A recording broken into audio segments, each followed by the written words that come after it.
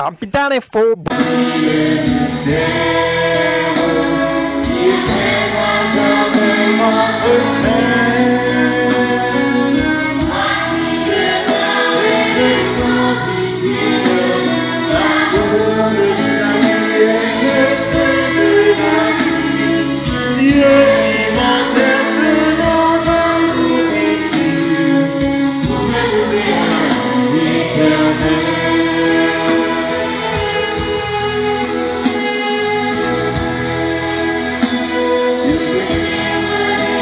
Content nous souhaiter faire ça aujourd'hui et nous remercier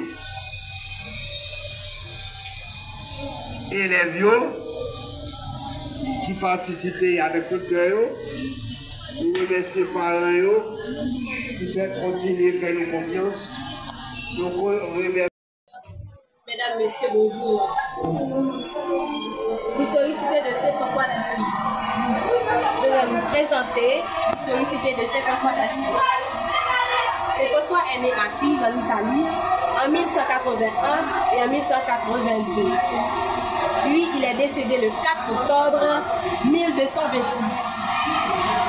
Il était un saint catholique italien. Il a fondé l'ordre franciscain, également connu sous le nom d'ordre des frères mineurs. La fondation de l'ordre de franciscain a pris naissance dans l'année 1209. L'ordre est basé sur les principes de la pauvreté, de la simplicité du service aux autres. Il a également encouragé la prédication de l'évangile. Saint François d'Assise avait un parcours religieux remarquable. Voici quelques éléments clés. Conversion. Au début de sa vie, François d'Assise était un jeune homme mondain et riche. Mais il a connu une profonde conversion spirituelle après avoir été touché par la souffrance qu'il a rencontrée.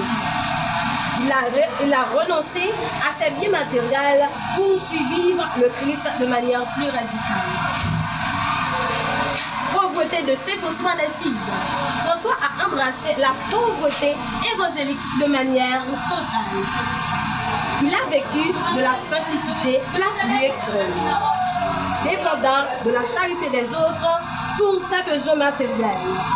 Il croyait que la pauvreté était une voie vers la sainteté et une imitation plus proche de la vie du Christ. Amour pour la création. Saint François avait un profond amour pour la nature et les animaux. Il croyait que toutes les créatures de Dieu méritaient d'être avec respect. Il est souvent en train de parler aux oiseaux et aux loups. Les stigmates de Saint François d'Assise.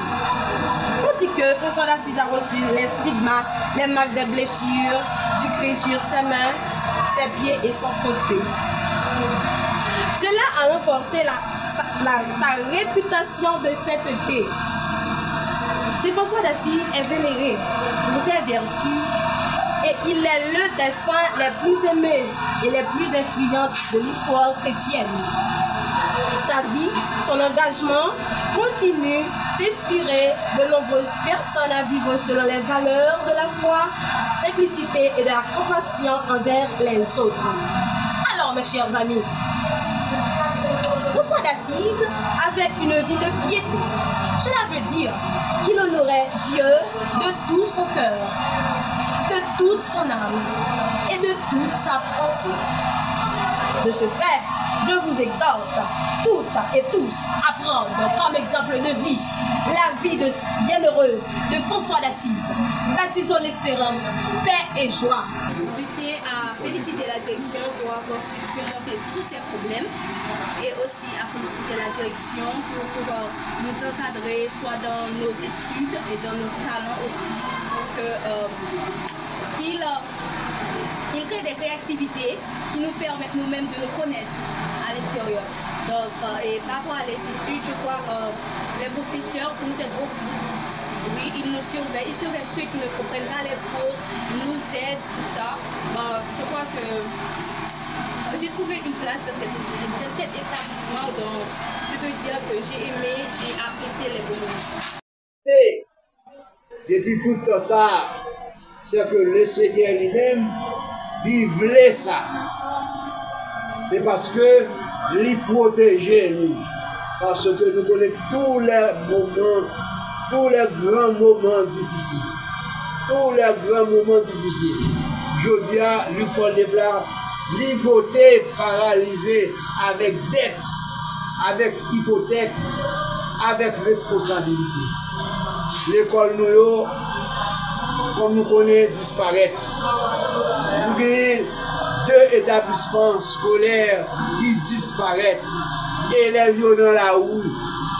Élèves dans la rue. On y a nous besoin d'espace pour eux.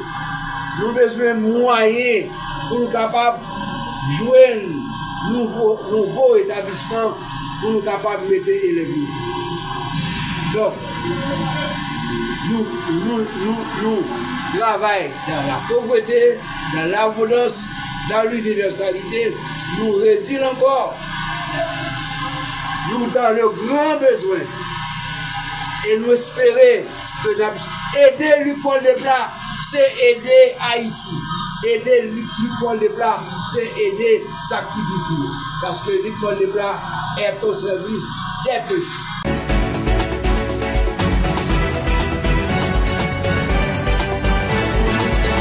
Capitane Faux.